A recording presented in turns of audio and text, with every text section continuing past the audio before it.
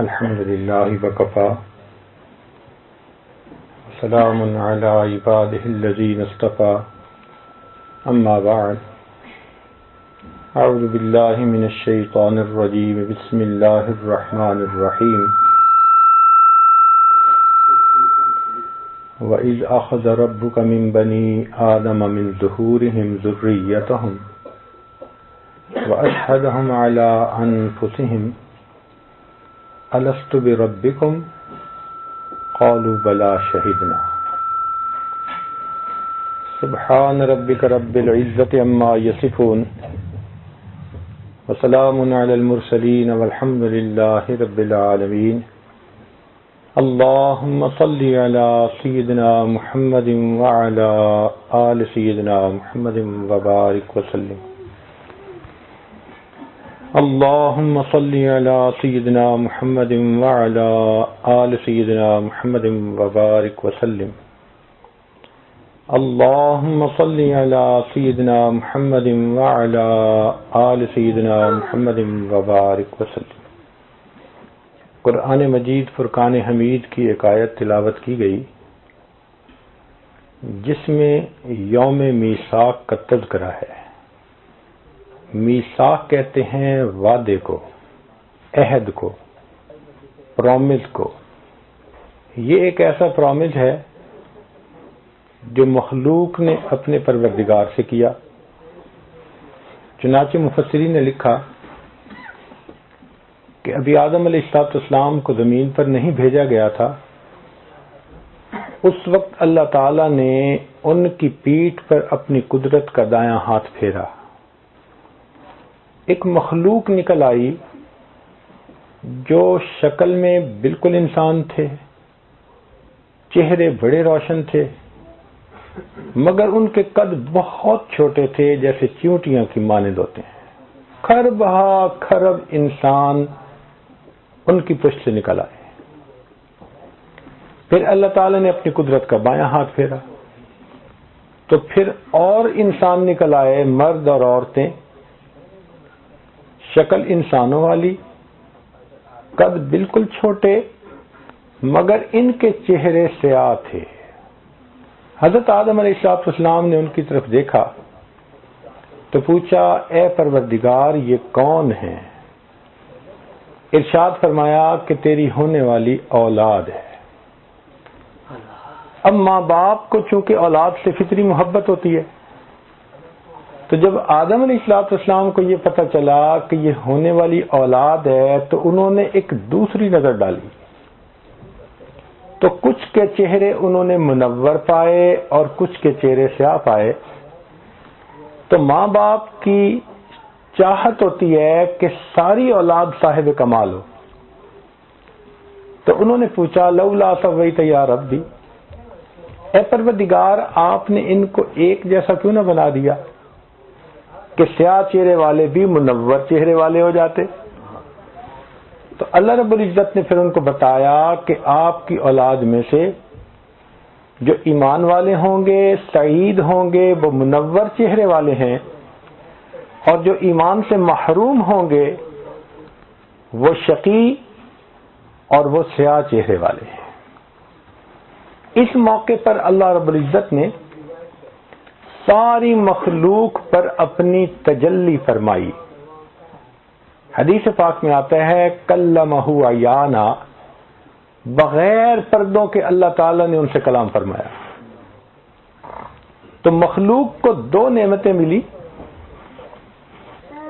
ایک اللہ تعالیٰ کے دیدار والی اور دوسری اللہ تعالیٰ سے ہم کلامی والی۔ تو اس کی وجہ سے ساری مخلوق کو ساری انسانیت کو دو نعمتیں ملی۔ ایک تو اللہ تعالیٰ نے اپنا جلوہ دکھا کر سوز عشق عطا فرمایا، اور دوسرا اپنا کلام فرما کر کیف علم عطا فرما دیا۔ کیف علم کے لیے انسان کا دماغ برتن کی مانند ہے، اور سوز عشق کے لیے انسان کا دل برتن کی مانند ہے۔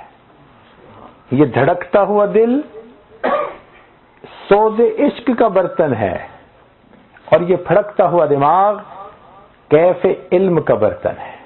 یہ دو نعمتیں اللہ تعالیٰ نے انسانیت کو عطا فرمائی. پھر اللہ تعالیٰ نے فرمایا الست بربکم، کیا میں تمہارا پروردگار نہیں ہوں؟ مخلوق کو پتہ نہیں تھا کہ جواب کیا دینا ہے. حدیث پاک میں آتا ہے سب سے پہلے نبی علیہ الصلوۃ والسلام نے فرمایا بھلا یا رب، اے پروردگار آپ ہی ہمارے رب ہیں. چنانچہ اس جواب پر ساری مخلوق نے اسی جواب کو ریپیٹ کر دیا. تو نبی علیہ الصلوۃ والسلام پوری انسانیت کے معلم اول بھی بنے. اب ساری مخلوق نے ایک عہد کیا کہ اللہ آپ ہی ہمارے رب ہیں. تو یہ ایک میثاق ہو گیا، ایک ایگریمنٹ ہو گیا، ایک عہد ہو گیا مخلوق کی طرف سے اللہ رب العزت کے ساتھ کہ ہم آپ کو اپنا رب مانتے ہیں. اللہ تعالی نے ان کے اس وعدے کو آزمانے کے لیے ان کو زمین پر بھیج دیا. چنانچہ اس دنیا میں انسان جب آتا ہے سب سے بڑا اس کا امتحان یہ ہوتا ہے کہ وہ اپنا رب کس کو سمجھتا ہے. اب یہاں پر رب کی ذرا تفصیل سمجھ لیں. رب کہتے ہیں کسی چیز کو پالنے والا، کسی چیز کو تدریجاً چھوٹے سے بڑا کر کے نقطۂ کمال تک پہنچانے والا، کسی چیز کی تمام ضروریات کا پورا کر کے اس کو اپنے عروج پر پہنچانے والا، اس کو رب کہتے ہیں. اسی لیے مجازی طور پر یہ لفظ عربی زبان میں ماں باپ کے لیے بھی استعمال ہوتا ہے، کیونکہ ماں باپ بھی بچے کے ظاہری طور پر مربی ہوتے ہیں، اس کی پرورش کرتے ہیں. قرآن مجید میں فرمایا وَرَبِّ ارْحَمْهُمَا كَمَا رَبَّيَانِي صَغِيرًا. تو یہی لفظ اللہ تعالیٰ نے ماں باپ کے لیے استعمال فرمایا. تو لفظ تو مخلوق کے لیے بھی استعمال ہوا اور خالق کے لیے بھی استعمال ہوا، مگر مفسرین نے دونوں کے درمیان فرق لکھا ہے. مثال کے طور پر ماں باپ تو عمر کے ایک حصے کے لیے مربی ہوتے ہیں، اور بچہ جب جوان ہوتا ہے ماں باپ بوڑھے ہوتے ہیں، تو اب بیٹا الٹا ماں باپ کو پالتا ہے. بڑھاپے میں جوان بیٹا اپنے ماں باپ کو اسی طرح پالتا ہے جس طرح چھوٹے بچے کو پالا جاتا ہے. تو ماں باپ کی یہ جو صفت تھی یہ محدود وقت کے لیے تھی، اور اللہ تعالیٰ ساری مخلوق کو ہمیشہ کے لیے پالتا ہے. پھر ماں باپ تو اولاد کے مربی ہیں جو موجود ہے، اور اللہ تعالیٰ آج سے گزرے ہوئے پہلے انسانوں کے بھی مربی، آج کے انسانوں کے مربی، اور آئندہ جو آئیں گے اللہ تعالیٰ ان کے بھی مربی ہے. تو اللہ تعالیٰ کی ربوبیت زمان اور مکان کی قید سے بلند و بالا ہے. تو رب کہتے ہیں کسی کو پالنے والا. اس کی مثال سمجھیں، ایک مالی جیسے پودا لگاتا ہے تو وہ اس کا بڑا خیال رکھتا ہے، سردی سے بچاتا ہے، گرمی سے بچاتا ہے، بیماریوں سے بچانے کے لیے اس کے اوپر سپرے کرتا ہے، اس کو پانی دیتا ہے، نیوٹریشن پرووائڈ کرتا ہے. اتنا کچھ کر کے بالآخر وہ جو پودا ہوتا ہے وہ ایک درخت بن جاتا ہے. اس کی کاٹ چھانٹ کرنی پڑتی ہے تو وہ بھی کرتا ہے. اب یہ مالی اس پودے کا مربی بن گیا. اسی طرح اللہ تعالیٰ بھی انسان کو پالتے ہیں. ظاہر میں ماں باپ سبب بن رہے ہوتے ہیں، اور حقیقت میں تو اللہ تعالیٰ پال رہے ہوتے ہیں. وہ کیسے بھائی؟ کہ بچہ جب پیدا ہوتا ہے تو اس کے پاس اپنا تو کچھ نہیں ہوتا. اللہ تعالیٰ اس بچے کی محبت اس کے ماں باپ میں ایسی ڈال دیتے ہیں کہ اس محبت کی وجہ سے ماں باپ بچے کے غلام ہیں. بچے کے رونے پہ ماں باپ روتے ہیں اور بچے کے ہنسنے پہ ماں باپ ہنستے ہیں. وہ چھوٹا سا بچہ ماں باپ کو ابھی فائدہ بھی نہیں کوئی دے پا رہا، ذرا روتا ہے، باپ کہتے ہیں بیٹے چاہیے کیا، میں تجھے ابھی لا کے دوں گا. ماں کہتی ہے بیٹے رو نہیں، جو تجھے چاہیے ہم ابھی لے کے دیں گے. تو ماں باپ کے دل میں یہ محبت اللہ رب العزت نے ڈالی اور اس محبت کی وجہ سے بچے کے سب کام سنورتے ہیں۔ اب بتائیے کہ بچے کی پیدائش کے بعد ماں کو کیا پڑی تھی؟ وہ بچے کو ایک طرف کر دیتی کہ جی یہ کوئی اور پالے، مگر نہیں، ماں باپ بچے کی پیدائش کے بعد اب اس کی ایک ایک ضرورت کے خود کفیل یعنی خود ذمہ دار ہوتے ہیں۔ ماں دن بھی نہیں سوتی، رات میں بھی نہیں سوتی، پہلے بچے کو پلاتی ہے، بعد میں خود پیتی ہے، پہلے بچے کو کھلاتی ہے، بعد میں خود کھاتی ہے، پہلے بچے کو سلاتی ہے، بعد میں خود سوتی ہے۔ سارے دن کی تھکی کام کرنے والی ذرا آنکھ لگی تھی اور بچے نے کھٹکا کر دیا، اب اس کو اپنی تھکن بھول گئی، وہ اٹھ کے فوراً بچے کو اٹینڈ کرتی ہے۔ ہم نے دیکھا کہ بعض بچے ماں کی گود میں سو جاتے ہیں اور وہ ماں گھنٹوں ایسے ہی بیٹھتی ہے کہ میں ہلوں گی تو میرے بیٹے کی آنکھ نہ کھل جائے۔ یہ ماں باپ کو بچے کا ایسا خادم کس نے بنایا؟ اللہ رب العزت نے بنایا۔ گویا اس محبت کی وجہ سے اللہ تعالیٰ ماں باپ کے ذریعے سے اس بچے کو پال رہے ہوتے ہیں۔ بچے کے پاس اپنا تو کچھ بھی نہیں، ایک چیز اس کی اپنی ہے جس کو کہتے ہیں رونا۔ بچے کو بھوک لگی، وہ رو پڑا، دودھ کا بندوبست ہو گیا۔ بچے کو پیاس لگی، رو پڑا، پانی کا بندوبست ہو گیا۔ بچے کو نیند آئی، رو پڑا، بستر کا بندوبست ہو گیا۔ بچے کو بیماری ہوئی، رو پڑا، علاج کا بندوبست ہو گیا۔ بچے کو کسی چیز کی طلب ہے، رو پڑا، اس چیز کا بندوبست ہو گیا۔ ایک رونا اس کا اپنا تھا، اس ایک رونے نے اس کے زندگی کے سارے کاموں کو سنوار دیا۔ یہاں سے کسی عارف نے نکتہ نکالا کہ اے دوست، جب تو رونا جانتا تھا اللہ تعالیٰ تیرے سارے کاموں کو سنوار دیتے تھے، تو نے رونے کو بھلا دیا، اللہ نے تیرے کاموں کو اٹکا دیا۔ تو اللہ رب العزت ہمارے رب ہیں، ہمارے پالنے والے، ہمیں ہر نعمت دے کر نقطہ کمال تک پہنچانے والے ہیں۔ وہ اللہ رب العزت ہیں، نگہبان، نگران، روزی دینے والے، ہر چیز عطا کرنے والے اور ہر چیز کی خیبر خبر رکھنے والے، وہ ہمارے پروردگار اللہ ہے۔ یہ ایک اتنا اہم پوائنٹ ہے نا کہ ہم دل میں کیا یقین رکھتے ہیں کہ ہمیں کون پال رہا ہے۔ زبان سے تو ہر بندہ کہے گا جی اللہ پال رہا ہے، لیکن عمل دیکھو تو لگتا ایسے ہے کہ دکان سے پل رہے ہیں، آفس سے پل رہے ہیں، اپنے بزنس سے پل رہے ہیں۔ کیوں نمازیں قضا کر دیتے ہیں، دکان پہ بیٹھے رہتے ہیں؟ اس لیے کہ یقین ہے کہ اگر دکان سے ہٹ کے نماز پڑھیں گے تو کسٹمر ٹوٹ جائیں گے۔ تو یقین کس پہ ہوا؟ دکان پہ ہوا۔ نوکری چلی گئی تو پتہ نہیں کیا ہو جائے گا۔ ہم سمجھتے ہیں کہ شاید اس کے بعد ہمیں پینے کو پانی کا قطرہ نہیں ملے گا، ایسا نہیں ہے۔ ایک در بند ہوتا ہے، اللہ تعالیٰ ہزار دروں کو کھول دیتے ہیں۔ مومن کی نظر ہمیشہ اللہ تعالیٰ کی ذات پہ رہنی چاہیے۔ یہ اسباب کی دنیا ہے، لہذا اسباب کی کوشش ضرور کرتا رہے، مگر اسباب میں تاثیر ڈالنے والی اللہ تعالیٰ کی ذات ہے۔ اگر اللہ تعالیٰ کسی کو عزت دینا چاہے تو ذلت کے نقشوں سے اس کے لیے عزت نکال دیتا ہے، اور ذلت دینا چاہے تو عزت کے نقشوں سے اس کے لیے ذلت نکال دیتا ہے۔ سیدنا موسیٰ علیہ السلام کو جب اللہ تعالیٰ نے فرمایا کہ اپنے عصا کو زمین پر ڈال دیجئے تو وہ اژدہا بن گیا، پھر فرمایا اٹھا لیجئے تو وہ عصا بن گیا۔ تو یہ کوئی شوبدہ دکھانا مقصد نہیں تھا، کوئی انوکھا کام دکھانا مقصد نہیں تھا، سبق دینا مقصد تھا۔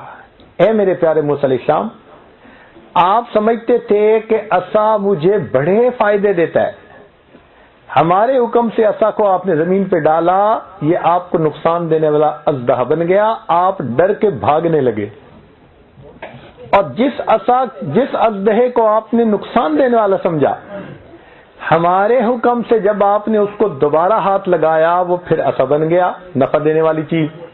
تو سبق یہ دیا، ہمارا حکم ہوتا ہے تو نفع دینے والی چیز نقصان والی بن جاتی ہے، ہمارا حکم ہوتا ہے نقصان دینے والی چیز نفع والی بن جاتی ہے۔ کتنی بار ایسا ہوتا ہے؟ عام طور پہ دودھ پینے سے بندے کو صحت ملتی ہے، اور جب اللہ تعالیٰ چاہتے ہیں تو دودھ پینے سے فوڈ پوائزننگ ہو کے بندے کی الٹا موت ہو جاتی ہے۔ یہی دودھ موت کا سبب بن جاتا ہے۔ تو معلوم ہوا کہ ہر چیز اللہ تعالیٰ کے حکم سے اثر پذیر ہوتی ہے، اور ان میں اثر ڈالنے والی ذات اللہ رب العزت کی ہے۔ وہ ہمیں پال رہا ہے، مگر اسباب ہمیں نظر آتے ہیں۔ اب دیکھیں، ظاہر میں تو لگتا ہے کہ جی ہم نے بیج ڈالا، پانی دیا اور کھیتی نکل آئی۔ اللہ تعالیٰ فرماتے ہیں کہ یہ بتاؤ کہ پانی کس نے نازل کیا؟ ام انزلتموہ من المزن ام نحن المنزلون، تم اتارنے والے ہو یا ہم اتارنے والے ہیں؟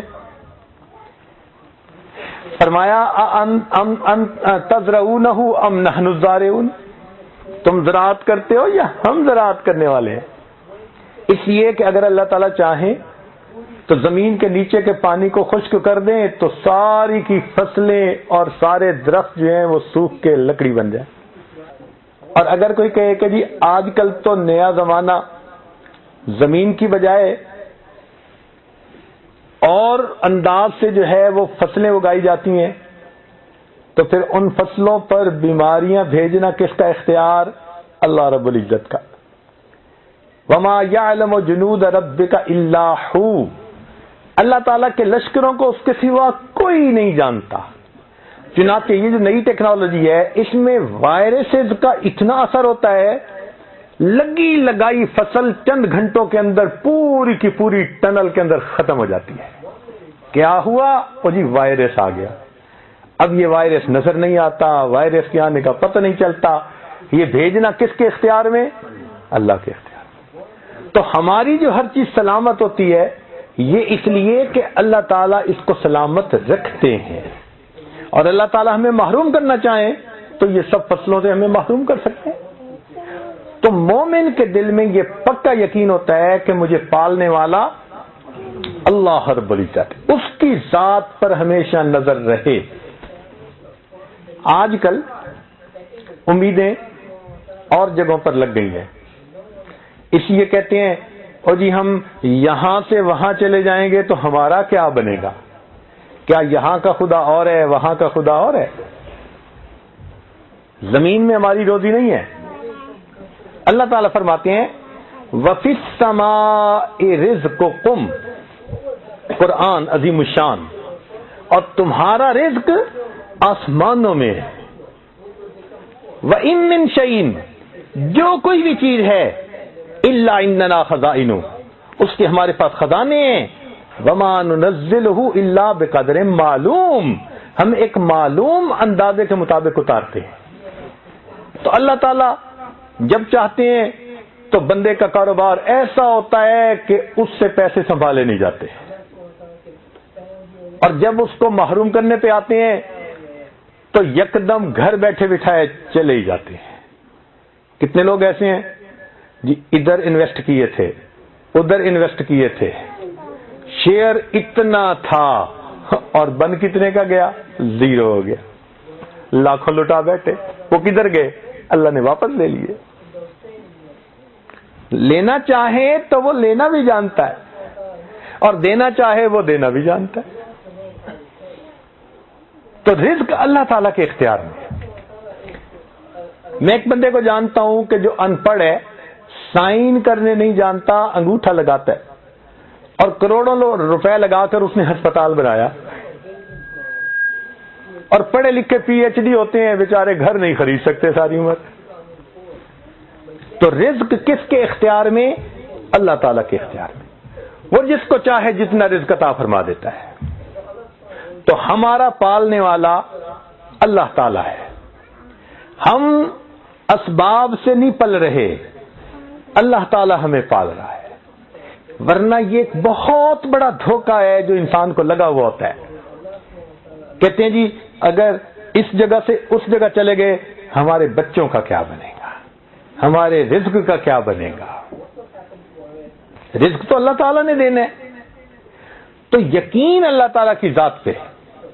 اس لیے تو علامہ اقبال نے کہا بتوں سے تجھ کو امیدیں خدا سے نہ امیدی, بتوں سے تجھ کو امیدیں خدا سے نہ امیدی, مجھے بتا تو صحیح اور کافری کیا ہے. یہی تو کفر ہے کہ اللہ رب العزت سے نظر ہٹ جائے اور مخلوق پہ نظر جم جائے. اسباب پہ نظر ہم نے نہیں رکھنی, مسبب الاسباب پہ نظر رکھنی ہے. تو یہ پکا یقین کہ ہمارا پالنے والا اللہ رب العزت, یہ یقین بنانا ہے. ظاہر آنکھ سے جو آتا نظر آتا ہے نا اس کی نفی کر دیجئے. اللہ تعالیٰ چاہ رہے ہیں تو مجھے نوکری سے مل رہا ہے, جب وہ نہیں چاہیں گے تو مجھے کھڑے کھڑے جواب مل جائے گا. کیا لوگ لے آف نہیں ہو جاتے؟ ایک رات سوتے ہیں تو مینیجر ہوتے ہیں اور اگلے دن دفتر جاتے ہیں تو پتہ چلتا ہے چھٹی ہو گئی. تو پالنے والا اللہ رب العزت ہے, یہ پکا یقین دل میں رکھنا چاہیے. اس سبق کو یاد کرنے کے لیے اللہ تعالیٰ نے ہمیں دنیا میں بھیجا. یہ سبق ہم ساری زندگی یاد کرتے رہیں, نظریں اللہ تعالیٰ کی ذات پہ رہیں, تب یہ سبق پکا ہوگا. اسی لیے اگر آپ دیکھیں تو قرآن پاک میں یہ رب کا لفظ ہر صفحے یا دوسرے صفحے کے اوپر آپ کو نظر آئے گا.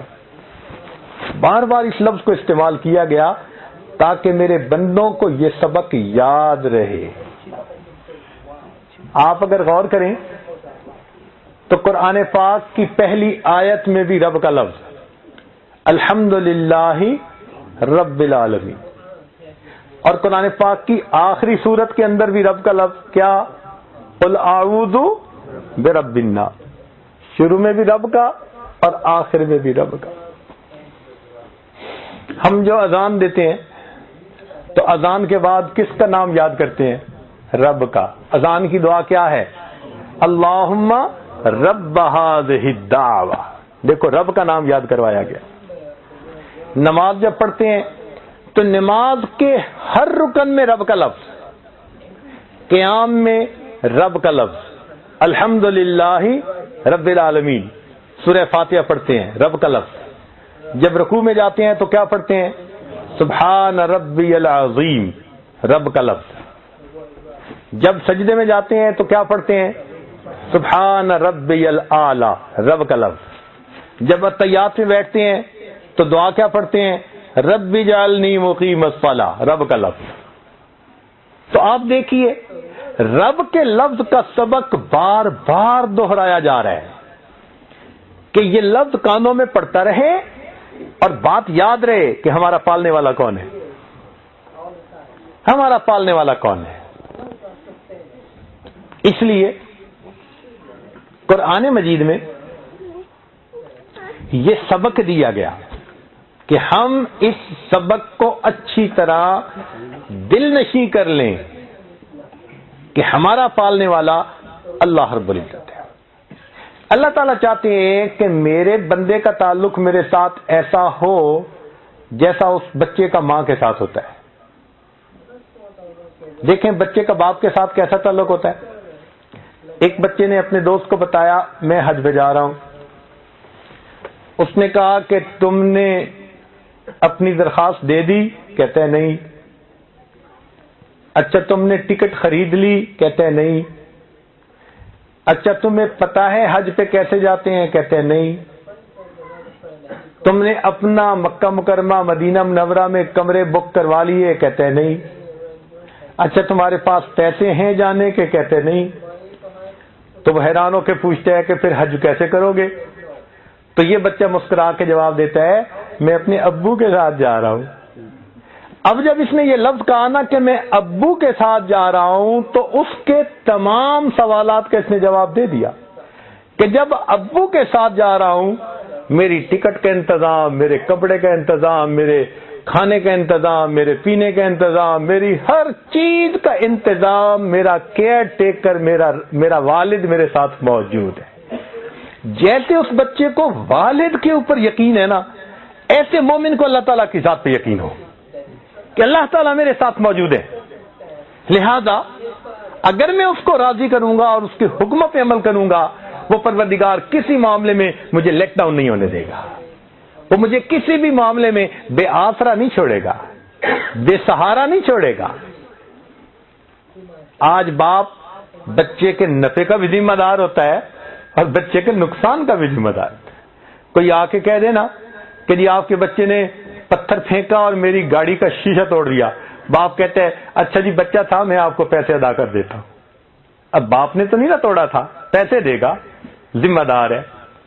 تو بچے کی ہر چیز کا ذمہ دار پروردگار والد ہے۔ اسی طرح جو بندہ اپنے رب کا فرما بردار بنتا ہے، اس کے ہر چیز کا ذمہ دار اس کا پروردگار بن جاتا ہے۔ اللہ تعالیٰ ذمہ داری لے لیتا ہے، اس لیے تو فرمایا وہ یتولی الصالحین، وہ نیکوں کا سرپرست ہے، گارڈین ہے وہ نیک لوگوں کا۔ تو یہ سبق ہم نے یاد کرنا ہے۔ چھوٹے بچے کو دیکھا، اگر کوئی چیز لینی ہو تو امی کی طرف بھاگتا ہے، کوئی اس کو اٹھانا چاہے تو امی کی طرف دیکھتا ہے، کوئی اسے کوئی چیز دے تو امی کی طرف دیکھتا ہے، کوئی مانگے اس سے تو امی کی طرف دیکھتا ہے۔ اس چھوٹے سے بچے کی ساری امیدیں اس کی ماں کے ساتھ لگی ہوتی ہیں، حتیٰ کہ وہ ماں کسی وقت غصے میں آ کے اس بچے کو کہتی ہے کہ لٹ جاؤ بستر پہ، مجھے تنگ مت کرو، پھر بھی اسی ماں کے ساتھ لپٹتا ہے، جھڑکیاں بھی کھاتا ہے پھر بھی ماں کے ساتھ لپٹتا ہے۔ جیسے اس بچے کا تعلق ماں کے ساتھ ہوتا ہے، پروردگار عالم چاہتے ہیں میرے بندے کا یہ تعلق میرے ساتھ ہونا چاہیے۔ اگر یہ نصیب ہو گیا تو گویا ہم نے رب کے لفظ کی حقیقت کو سمجھ لیا۔ دیکھیں قرآن مجید میں اکثر و بیشتر جو دعائیں بتائی گئیں یا نقل فرمائی گئیں، مانگنے والوں نے وہ سب دعائیں رب کے لفظ سے مانگی ہیں۔ توجہ فرمائیے ذرا، حضرت آدم علیہ السلام نے دعا مانگی، ربنا ظلمنا انفسنا وان لم تغفر لنا وترحمنا لنكونن من الخاسرین۔ تو دعا مانگ رہے ہیں کس لفظ کے ساتھ؟ رب کے لفظ کے ساتھ۔ ان کے بعد سیدنا نوح علیہ السلام آئے، تو سیدنا نوح علیہ السلام نے بھی دعا مانگی تو رب کے لفظ کے ساتھ۔ کیا کہا؟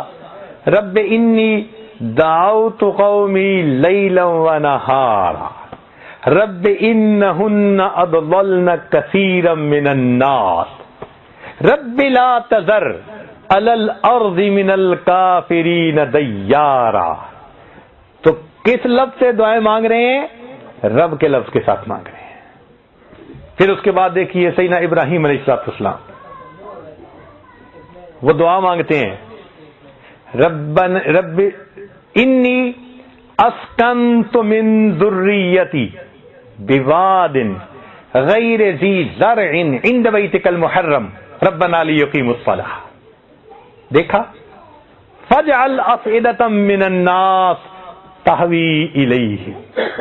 اپنی اولاد کے لیے دو باتیں مانگی، یہ ابراہیمی دعا یاد کیجئے، اور اپنی اولادوں کے لیے یہ ابراہیمی دعا مانگا کیجئے۔ بڑی عجیب دعا ہے۔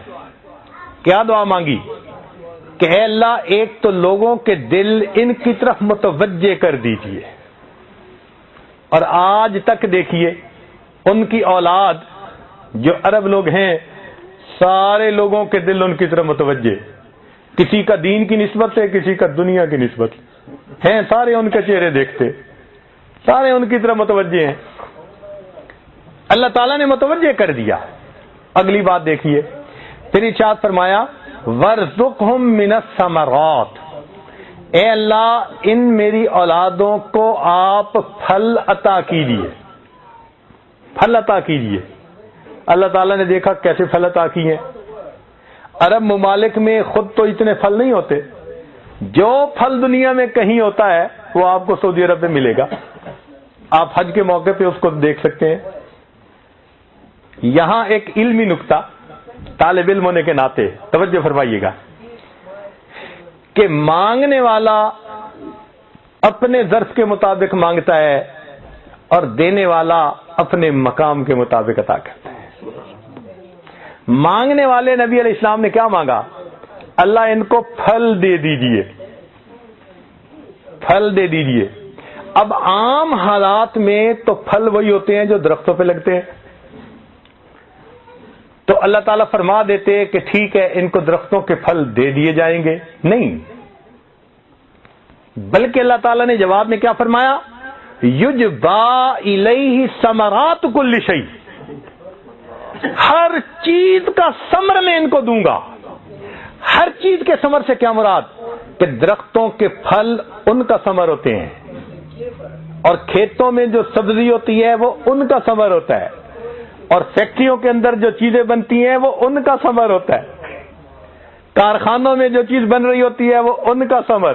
کل شیء کا لفظ فرمایا.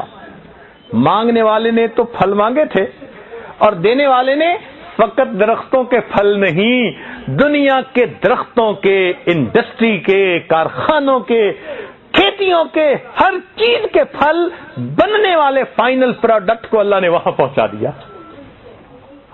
میرے مولا آپ کتنا عطا کرنے والے ہیں.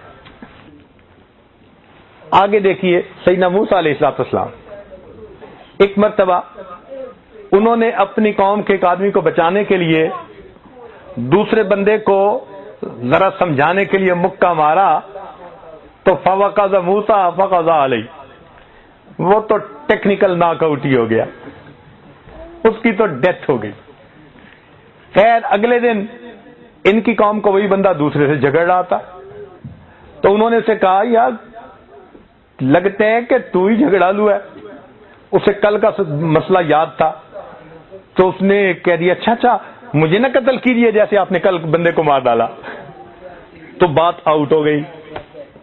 اب فرعون کو پتا چلا تو اس نے اپنے پارلیمنٹ کا اجلاس بلایا کہ ہم حضرت موسیٰ علیہ السلام کے بارے میں کوئی ڈیسیژن لیں.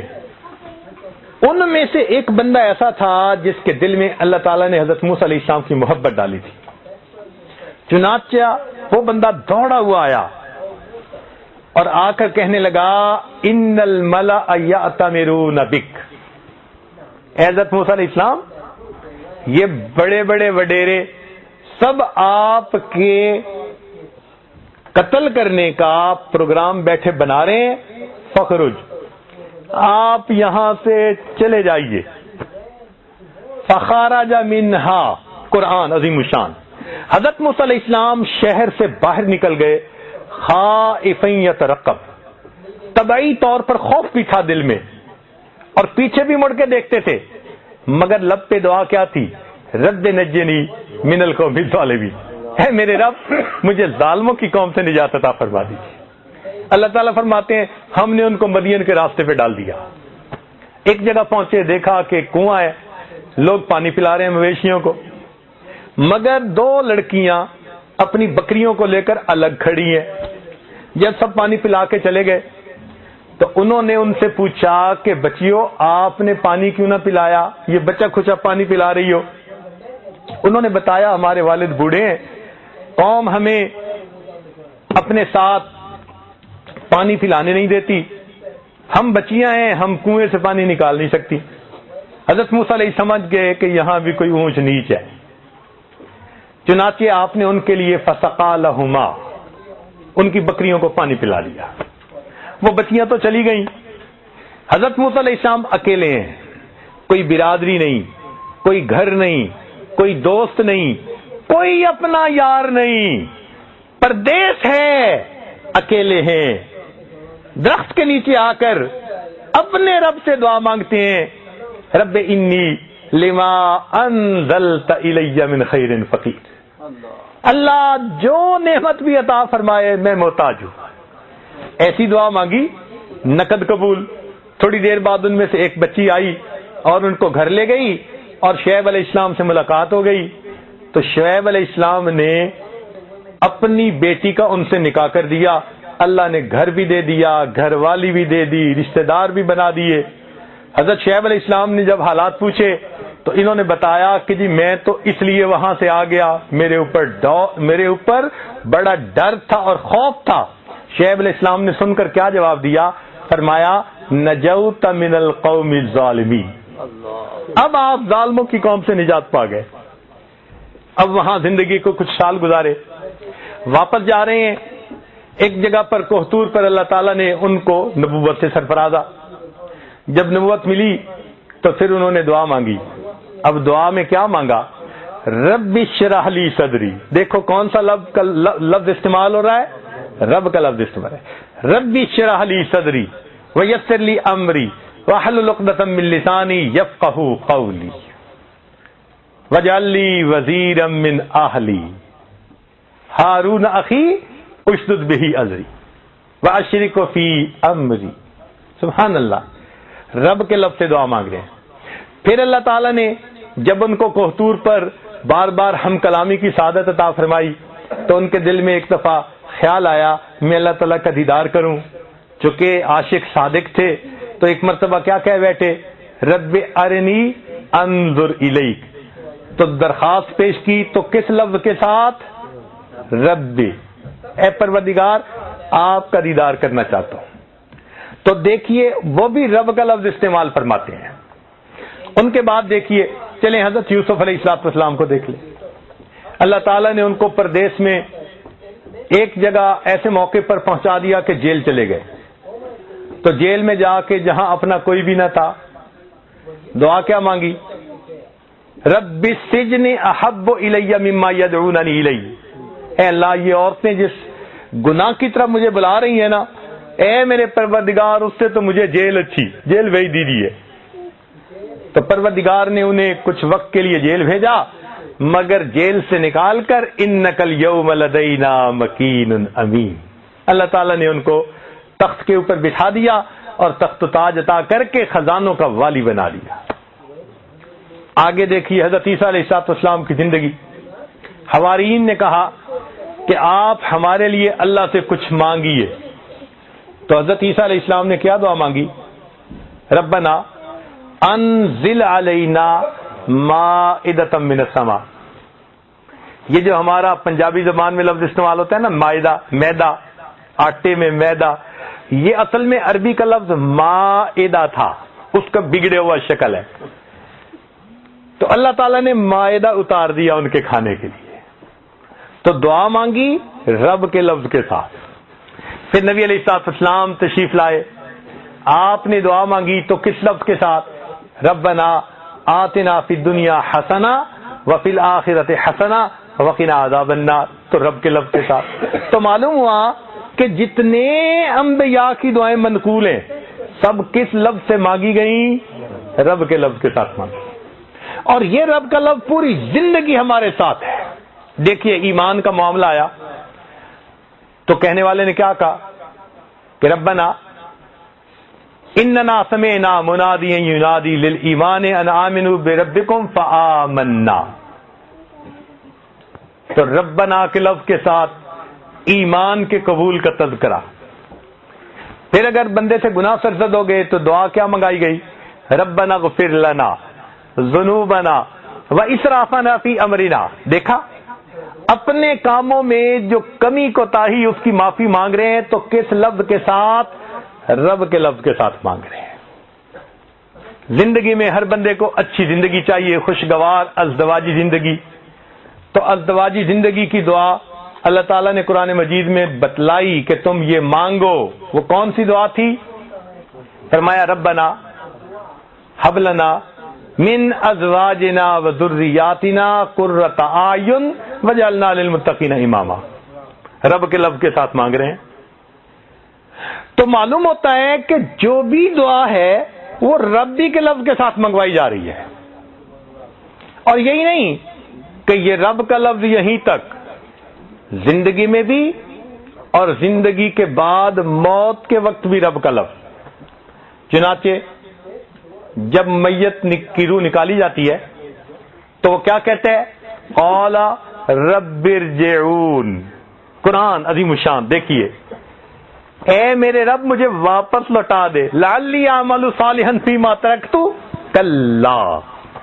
تو موت کے وقت بھی رب کا لفظ، کلا اذا بلغت التراقی والتفت الساق بالساق الی ربک یومئذ المساق. دیکھیے رب کا لفظ قیامت کے دن کے لیے. اچھا بندے کو دنیا میں موت آ گئی تو اب بندہ کہاں پہنچا؟ اگلی منزل پہ، جس کو قبر کہتے ہیں. تو قبر میں سب سے پہلا سوال کیا ہوگا؟ من ربک. دیکھیے زندگی بھر سبق یاد کروایا اور جب قبر میں پہنچا تو پہلا سوال کیا پوچھا؟ من ربک، تیرا رب کون ہے؟ اس سے معلوم ہوا کہ جو زندگی میں دل سے یہ یقین رکھتا ہوگا کہ میرا پالنے والا میرا پروردگار ہے، نہ میں دفتر سے پلتا ہوں، نہ میں بزنس سے پلتا ہوں، نہ میں دنیا کی زراعت سے پلتا ہوں، نہ میں کسی بندے کے ذریعے سے پل رہا ہوں، مجھے میرا رب پال رہا ہے.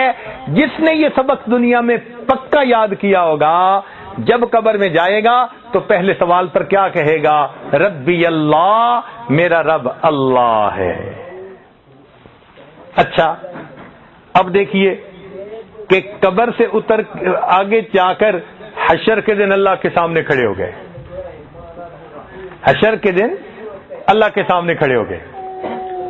تو اس دن ایمان والے اللہ تعالیٰ سے کیا دعا مانگیں گے؟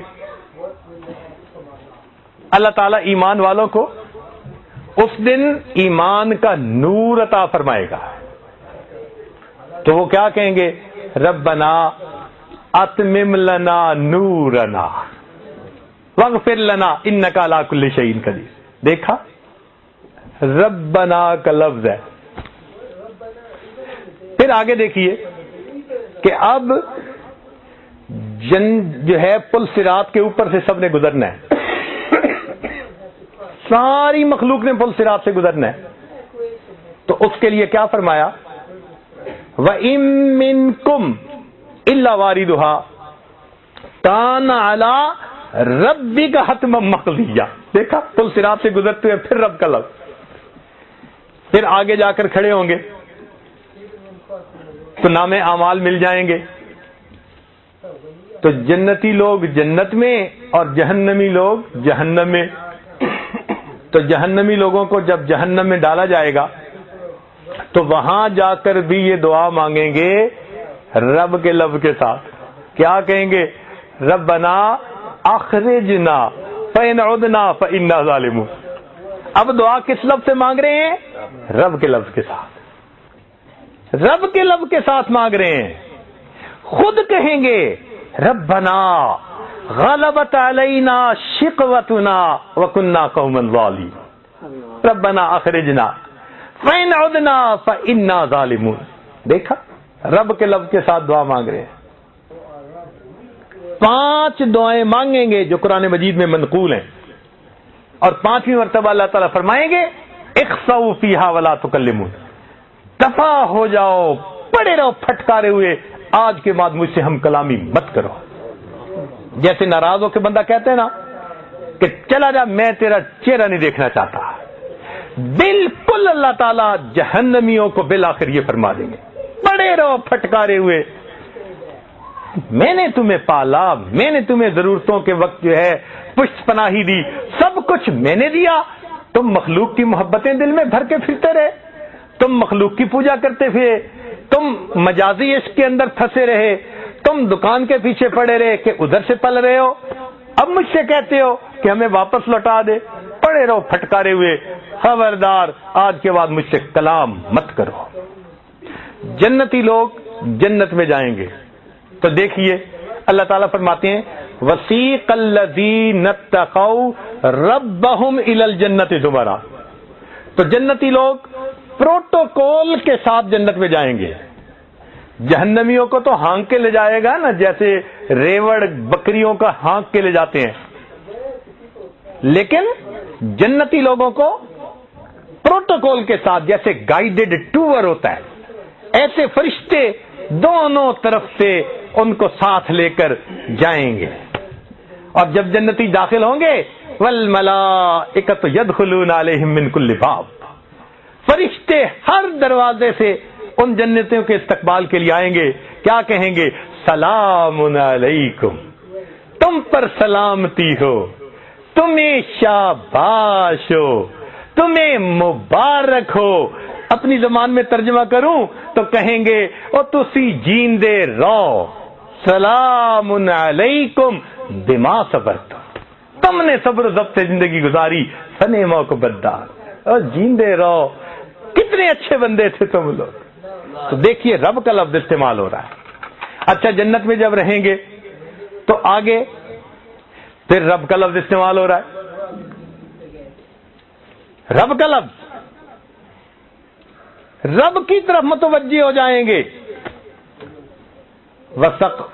وَسَقَاهُمْ رَبُّهُمْ شَرَابًا طَهُورًا، اور ان کا رب ان کو شراب طہور پلائے گا. دیکھیے کون سا لفظ استعمال ہوا؟ رب کا لفظ استعمال ہو رہا ہے. تو معلوم ہوا کہ یہ ایسا لفظ ہے جو یوم میثاق کو سبق ملا، زندگی بھر اس کی تیاری کا وقت ہے. یہ یقین ہم نے دلوں میں بنانا ہے کہ ہمارا رب اللہ ہے. ہر طرف سے اپنے یقین کو توڑنا ہے.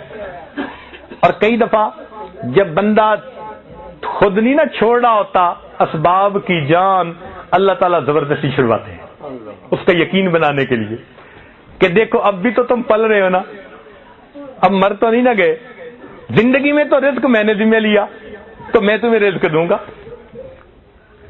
اللہ اکبر. ہمارے بھائی جان کا ایک شاگرد تھا، اس نے میٹرک کا امتحان دیا اور وہ فیل ہو گیا، اور اس کے بعد 2-3 سال نظر ہی نہیں آیا. اچانک کئی سالوں کے بعد وہ ان کو ملا تو انہوں نے پوچھا بھائی کیا بنا، تم میٹرک کا امتحان دینے کے بعد نظر ہی نہ آئے؟ کہنے لگے جی میری خوش نصیبی کہ میں میٹرک میں فیل ہو گیا.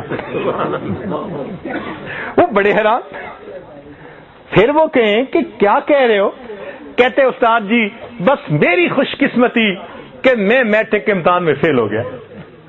انہوں نے کہا بھئی اگلی بات بتاؤ، کیا سسپینس کریٹ کر رہے ہو؟ کہنے لگا حضرت کہ استاد جی اگر میں میٹرک میں پاس ہو جاتا تو کسی دفتر میں کلرک بن جاتا اور 3,000 روپے تنخواہ لے رہا ہوتا. میں ہو گیا میٹرک میں فیل، شرمندگی کی وجہ سے ماں باپ کو شکل نہیں دکھا سکتا تھا، محلے میں رہ نہیں سکتا تھا. میں یہاں سے فیصل آباد چلا گیا اور وہاں جا کے میں نے ایک بندے سے بات کر کے یہ جو بنیانیں ہوتی ہیں نا انسان جو اندر پہنتا ہے، اس کو میں نے ایک چھوٹا سا چھاپا لگا لیا. کہنے لگا بکنی شروع ہو گئی، میں اور لے لیتا، بکنی شروع ہو گئی اور لے لیتا، حتیٰ کہ اس کے بعد میں نے ایک دکان کے آگے جو جگہ بناتے ہیں وہ جگہ میں نے بنا لی، تو وہاں پر میں نے یہ لگانی شروع کر دی. وہ بنتے بنتے مجھے بکری ہونی شروع ہو گئی. کہنے لگا میں نے ریڑھی بنا لی، وہ بکری بنتے اتنا ہو گیا دکان کرائے پر لے لی. استاد جی 4 سالوں میں اس وقت فیصل آباد میں کپڑے کی 2 تھوک کی دکانوں کا میں مالک ہوں. فیصل آباد میں کپڑے کی تھوک کی 2 دکانوں کا میں مالک ہوں. میرے اللہ نے مجھ پر کرم کر دیا، میں میٹرک میں فیل ہو گیا. تو ہم کیا سمجھتے ہیں کہ جب تک اچھے نمبروں سے پاس نہیں ہوں گے رزق نہیں ملے گا. اللہ تعالیٰ دکھا دیتا ہے. تو بھائی کوشش تو کرے بندہ اسباب کو اختیار کرنے میں، مگر نظر کس پر رکھے؟ اللہ تعالیٰ کی ذات پر رکھے. اللہ تعالیٰ کی ذات پر نظر رکھے. پالنے والا ہمارا کون ہے؟ اللہ رب العزت کی ذات. یقین کیجئے ہمیں کوئی پالنے والا نہیں سوائے اللہ تعالیٰ کی ذات کے. کہاں سے رزق مل رہا ہے؟ دسترخوان پہ آیا ہوا ظاہر میں نظر آتا ہے کہ اٹھا کے بندہ لے کے آیا، اس بندے کو اللہ تعالیٰ بھیج رہے ہوتے ہیں. وہ دسترخوان لگا رہا ہوتا ہے، وہ کھانے کھلا رہا ہوتا ہے. حدیث پاک میں آتا ہے اگر کسی پڑ کے تہ کے اندر بھی ایک قطرہ پانی کا رزق کا ہوگا، بندے کو موت نہیں آئے گی جب تک پانی کا قطرہ اس کے منہ میں نہیں پہنچے گا. تو ہم اپنے دل میں اس سبق کو پکا یاد کر لیں کہ ہمارا رب کون ہے؟ اللہ ہے. ہمارا رب آج کے اس مجمع میں اگر آپ نے اپنا یہ یقین بنا لیا نا کہ نہ ہم نوکریوں سے پل رہے ہیں، نہ ہم تجارتوں سے پل رہے ہیں، نہ زراعت سے پل رہے ہیں، نہ ہم گیس اسٹیشنوں سے پل رہے ہیں، نہ ہم اپنے بزنس سے پل رہے ہیں، ہم اللہ تعالیٰ کے اذن سے پل رہے ہیں۔ تو یوں سمجھیں کہ آپ کا یقین پکا ہو گیا اور آپ نے اپنی آخرت کی کامیابی کی تیاری کر لی۔ قیامت کے دن جب پوچھیں گے من ربک، تیرا رب کون ہے، تو ہم پھر فوراً جواب کیا دیں گے؟ ربی اللہ، ہمارا رب اللہ ہے۔ اس سبق کی تیاری کر لیجئے۔ ہر بندے سے قبر میں پہلا سوال یہی پوچھا جائے گا، تو ہر وقت دل میں یہ نظر رہے کہ ہمیں کون پال رہا ہے؟ اللہ تعالیٰ پال۔ پتھروں کے اندر کیڑوں کو رزق دینے والا کون ہے؟ پالتا ہے بیج کو۔ زمین کے اندر بیج کو کون پال رہا ہے؟ اللہ تعالیٰ پال رہا ہے۔ اللہ رب العزت ہمیں پالنے والے ہیں، چنانچہ یہ سبق ہمیں یاد کرنا ہے، اس لیے رب کے لفظ سے دعا منگوائی گئی۔ اب یہاں ایک نکتے کی بات اور سن لیجئے، ذرا توجہ فرمائیے۔ میں بات اب بہت زیادہ لمبی نہیں کروں گا، کیونکہ جو میں نے آج بات آپ کی خدمت میں پیش کرنی تھی وہ میں نے تفصیل ساری کر دی، اب اس کو کنکلوڈ کرنا باقی ہے۔ کہ دل میں پیدا ہوتا ہے کہ 99 نام اللہ تعالیٰ کے تھے، تو اس میں سے رب کے لفظ کے ساتھ اتنی دعائیں کیوں منگوائی گئیں بھائی؟ اس کی ایک خاص وجہ ہے۔ وجہ سمجھ لیجئے کہ بیٹا اگر کسی وجہ سے اپنی ماں کا نام لے کے پکارے نا، فرض کرو اس کی ماں کا نام ہے ہاجرہ، اور بیٹا کہے ہاجرہ ہاجرہ، تو ماں کے دل میں وہ محبت، وہ تڑپ نہیں پیدا ہوگی نام لینے سے۔ وہی بیٹا فقط امی امی کا لفظ کہہ دے نا تو ماں تڑپ جائے گی۔ امی کے لفظ کے ساتھ مامتا کا تعلق ہے، پالنے کا تعلق ہے۔ جس نے پالا ہوتا ہے اسے دوسروں کی نسبت زیادہ تعلق ہوتا ہے۔ دیکھیں، باپ کو بھی اولاد سے محبت ہوتی ہے، ماں کو زیادہ ہوتی ہے نسبتاً، اس لیے کہ ماں نے پالنے میں زیادہ کردار ادا کیا ہوتا ہے۔ اگر کوئی عورت اپنی اولاد نہیں، بہن کا بچہ لے کے پال لے تو اس سے بھی اسی طرح محبت ہو جاتی ہے جس طرح اپنے بچے سے۔ کیا وجہ؟ پالا ہوتا ہے۔ تو اصل چیز تو پالنا ہو گئی نا۔ دیکھیں، عورتوں کو عام طور پر اللہ تعالیٰ نے دل میں نرمی دی، بچوں کے بارے میں دل کے اندر محبت دی۔ کوئی بھی بچہ روئے گا نا اور وہاں کوئی بھی اجنبی عورت بھی ہے نا تو اس کا دل فوراً متوجہ ہوگا بچہ کیوں رو رہا ہے۔ لیکن اپنی ماں کا معاملہ کوئی اور ہوتا ہے۔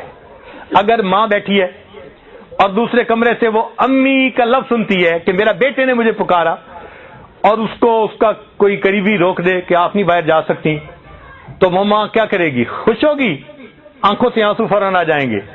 پتہ نہیں میرے بیٹے کے ساتھ کیا ہو رہا ہے، وہ مجھے پکار رہا ہے، کیوں نہیں مجھے جانے دیتے۔ تو جس طرح ماں امی کا لفظ سن کے تڑپتی ہے، مامتا اسے کہتی ہے فوراً اس کی پکار کو پہنچو، بالکل اسی طرح پروردگار نے اپنے انبیاء کو یہی لفظ سکھا دیا، او میرے بندو تم جب رب کے لفظ کے ساتھ دعا مانگو گے، کیونکہ میں پالنے والا ہوں، میری خاص رحمت، میری خاص شفقت جوش میں آئے گی، تمہارے ہاتھ نیچے نہیں جائیں گے، میں پروردگار پہلے تمہاری مرادیں پوری کر دوں گا۔ کاش کہ ہم رب کے لفظ کی حقیقت کو سمجھ سکتے ہیں۔ اس لیے جب مومن کہتے ہیں نا یا رب یا رب، اللہ تعالیٰ متوجہ ہوتے ہیں۔ حدیث پاک میں آتا ہے کہ ایک بندہ بت پرست تھا اور قدرتاً اس نے یا رب کہہ دیا، اللہ تعالیٰ فوراً متوجہ ہوئے۔ تو فرشتوں نے کہا کہ اللہ، یہ بندہ تو ساری عمر کفر و شرک کا مرتکب ہوتا رہا۔ فرمایا کہ وہ کفر و شرک کا مرتکب ہو کر عبودیت سے نکل گیا تھا، میں پروردگار اس کی ربوبیت سے تو خارج نہیں ہوا، ابھی بھی رب تو میں ہی ہوں۔ تو اگر وہ مجھے پکارے گا تو میں پروردگار تو اس کی دعا پر آمین کہوں گا۔ ایک واقعہ کتابوں میں لکھا ہے، ایک آدمی بت پرست تھا، ایک رات یا سنم یا سنم یا سنم پکارتا رہا۔ کوئی دکھی ہوگا، کوئی پریشان ہوگا، نیند آ گئی، اونگنے کی وجہ سے زبان سے یا سنم کی بجائے یا سمد کا لفظ نکل آیا۔ یا سمد. اب سمد اللہ تعالیٰ کا نام.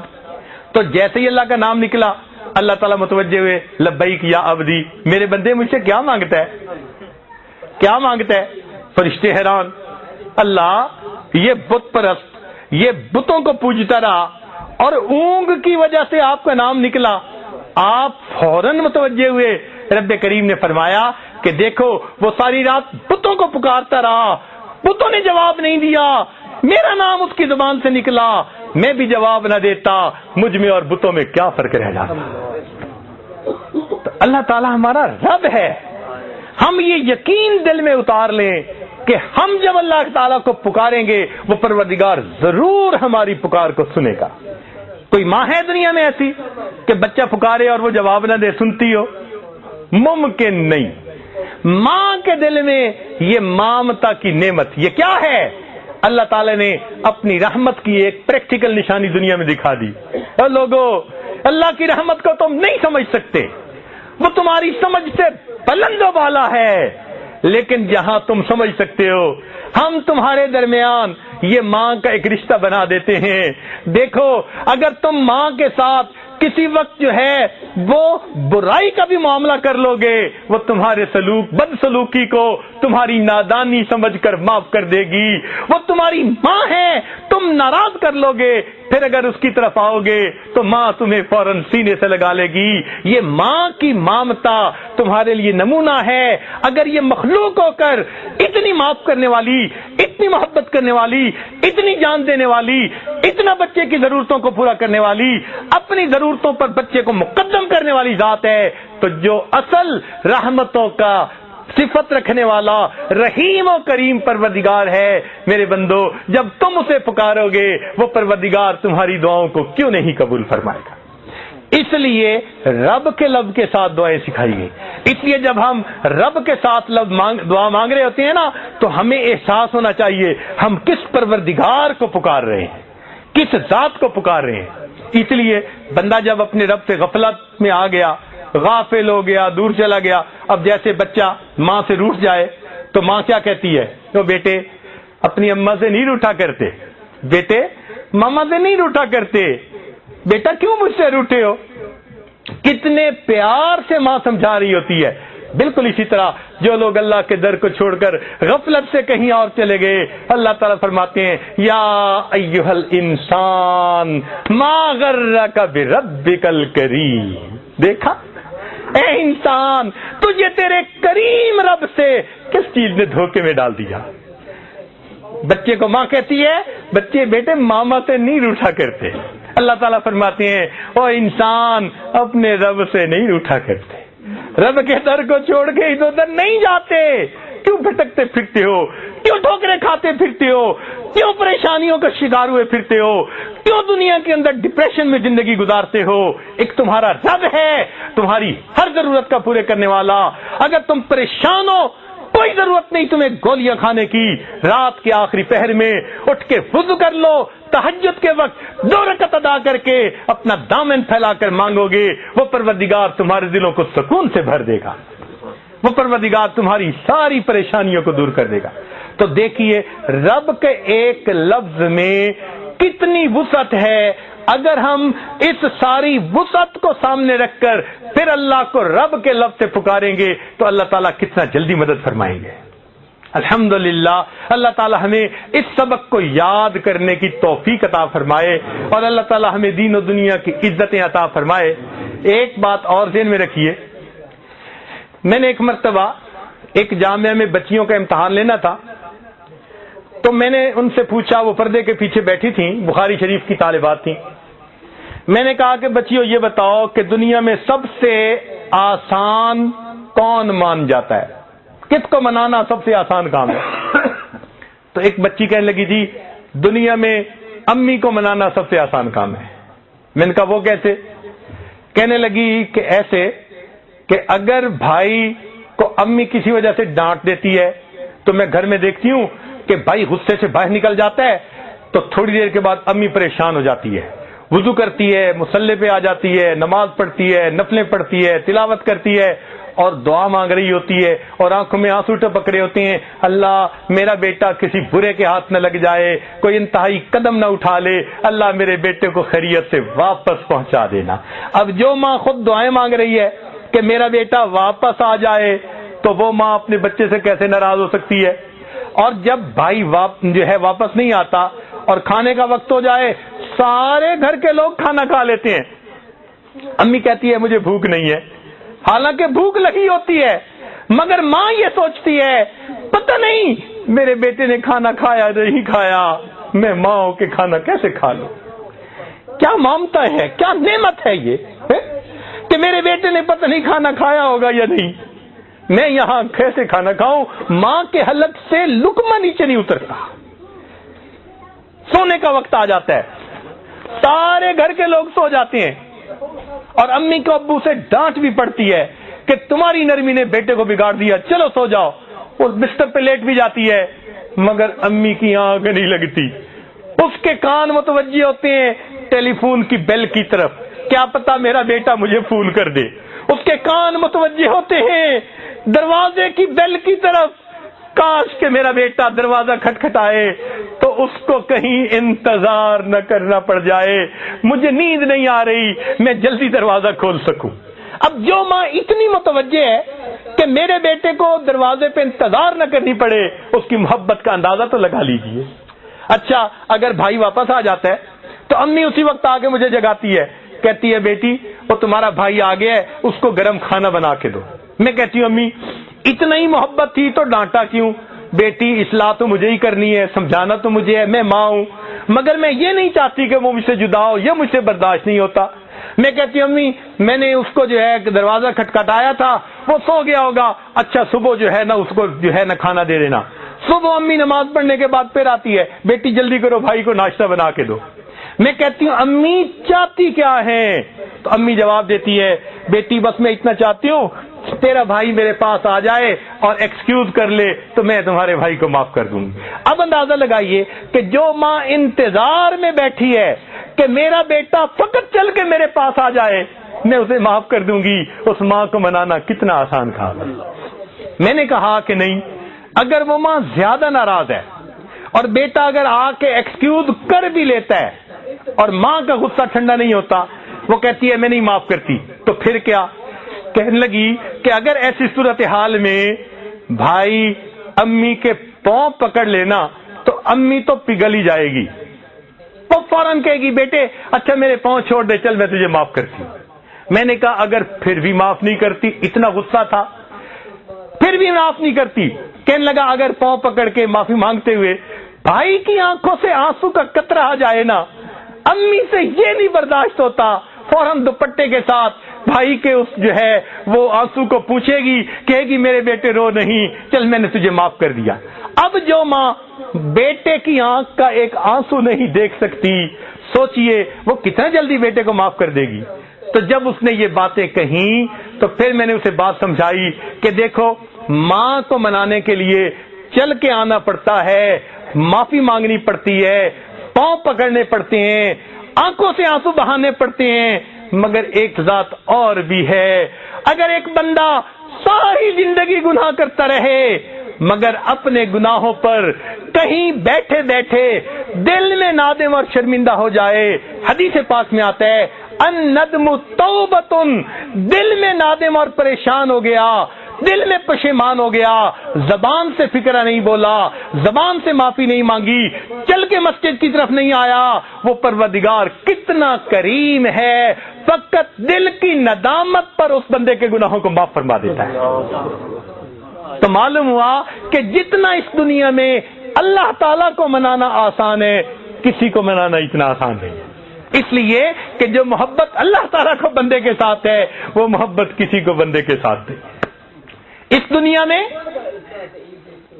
ہر کوئی نیکوں سے پیار کرتا ہے, ہر کوئی اچھوں سے پیار کرتا ہے, بروں سے پیار کرنے والی ایک ماں ہے. اولاد بگڑ جائے وہ کہے گی یہ نصیب بچوں کے, میں تو ماں ہوں, میں کیا کروں. بروں سے محبت کرنے والی اس دنیا میں اگر کوئی ہستی دیکھنی ہے تو وہ ماں کی ہستی ہوتی ہے. اگر ماں ممتا کی وجہ سے اتنی محبت کرتی ہے تو اللہ رب العزت بھی اپنے بندوں سے اس کے بڑھ کے محبت کرتے. اس لیے 100 سال کا بوڑھا ہڈیوں کا ڈھانچہ بن گیا, منہ میں دانت نہیں, پیٹ میں آنت نہیں, اولاد تھی نہیں, بیوی فوت ہو گئی, ماں باپ کا اکیلا تھا, کوئی قریبی رشتہ دار نہیں, کوئی اس کو گھر رکھنے کے لیے تیار نہیں, لوگ محفل میں بٹھاتے نہیں کہ تو کھانستا ہے, بلغم نکالتا ہے. اب اس کی حالت یہ ہے کہ وہ لاٹھی پکڑ کے چلتا ہے. جب اس کو روٹی پکا کے دینے کو کوئی تیار نہیں, لوگوں کی بے وفائی سے اس کا دل تنگ ہوا, اداس ہوا, اور اس نے سوچا اوہو میں نے ساری زندگی مخلوق کی محبتوں میں گزار دی, کاش کہ میں اپنے رب سے دل لگاتا. اس 100 سال کی عمر میں لاٹھی پکڑ کے اپنی جھکی کمر کے ساتھ ہانپتا ہوا, کانپتا ہوا اگر وہ اپنے رب کے در کی طرف چلتا ہے تو اللہ رب العزت اس بندے کو تانا نہیں دیتے, تو نے اپنا جمال کہاں ضائع کیا, اپنا مال کہاں ضائع کیا, کیا ہے تمہارے پلے, اب تمہیں یہ وقت یاد آیا. میرا پروردگار اپنے بندے کو کبھی یہ الفاظ نہیں فرماتا, بلکہ وہ اگر بوڑھا بھی چل کے آ رہا ہوتا ہے, اللہ تعالیٰ کی جو ہے حدیث قدسی اس کا جواب ہے کہ میرا بندہ میری طرف ایک بالش چلتا ہے, میری رحمت 2 بالش جاتی ہے. اگر وہ چل کے آتا ہے وَإِنْ أَتَانِي يَمْشِي أَتَيْتُهُ هَرْوَلًا, میرا بندہ چل کے آتا ہے, میں بندے کی, میری رحمت بندے کی طرف دوڑ کے جاتی ہے. تو جو پروردگار اپنے اس 100 سالہ بوڑھے کو بھی تانا نہیں دیتے, بلکہ اور ذرا بات سن لیجئے کہ اگر یہ 100 سال کا بندہ شرابی تھا, زانی تھا, اس نے آ کے توبہ کر لی, اللہ تعالیٰ گناہ معاف فرما دیتے ہیں. اور پھر ایک اور بات, شریعت کا مسئلہ سن لیجئے, اگر کسی نے سچی توبہ کر لی, شریعت کہتی ہے اب اس کو پچھلی زندگی کے گناہ پر کوئی آر نہیں دلا سکتا, تانا نہیں دلا سکتا. حدیث پاک میں ہے اگر کوئی بندہ گزری ہوئی زندگی کے گناہ کا کسی کو توبہ کے بعد تانا دے گا, اللہ تعالیٰ اس بندے کو موت نہیں دیں گے جب تک اسی گناہ کی ذلت میں گرفتار نہیں فرما دیں گے. میرے بندے نے توبہ کر لی, تم کون ہوتے ہو تانا دینے والے. سبحان اللہ, وہ کتنا بڑا پروردگار ہے. اس لیے ہم اپنے دلوں کی گہرائیوں سے آج سبق کو یاد کر لے, اپنے ایمان کو مضبوط سے اثبت کر لے. ہمارا اس دنیا میں پالنے والا اللہ رب العزت ہے. اپنی امیدیں اللہ سے لگائیے, اپنی ضرورتیں اللہ تعالیٰ کے سامنے پیش کیجئے, اپنی پریشانیاں اللہ تعالیٰ کے حضور پیش کیجئے. ہر بندے کے سامنے اپنی زندگی کے حالات کو کھولتے پھرنا یہ زیب نہیں دیتا. ہر بندے کو بیماری نہیں بتائی جاتی, فقط ڈاکٹروں کو بتائی جاتی ہے. اسی طرح حالات ہر بندے کو نہیں بتائے جاتے.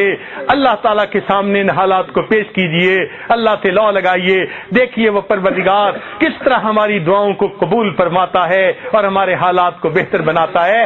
اللہ رب العزت ہمیں اس سبق کو جو یوم میثاق میں ہمیں دیا گیا اچھی طرح یاد کرنے کی توفیق عطا فرمائے کہ ہم اسباب کی بجائے مسبب الاسباب کو اپنا جو ہے رازق سمجھیں, اپنا محافظ سمجھیں اور اپنا رب سمجھیں. انشاءاللہ جب ایمان مضبوط ہو گیا اللہ تعالیٰ مہربانی کا معاملہ فرمائیں گے. دعا ہے اللہ تعالیٰ ہمیں دنیا اور آخرت کے ہر منزل پر کامیاب فرمائے اور قیامت کے دن ہمیں اپنے سامنے کھڑے ہو کر سرخرو جو ہے ہونے کی توفیق نصیب فرما دے. وآخر دعوانا ان الحمد للہ رب العالمین.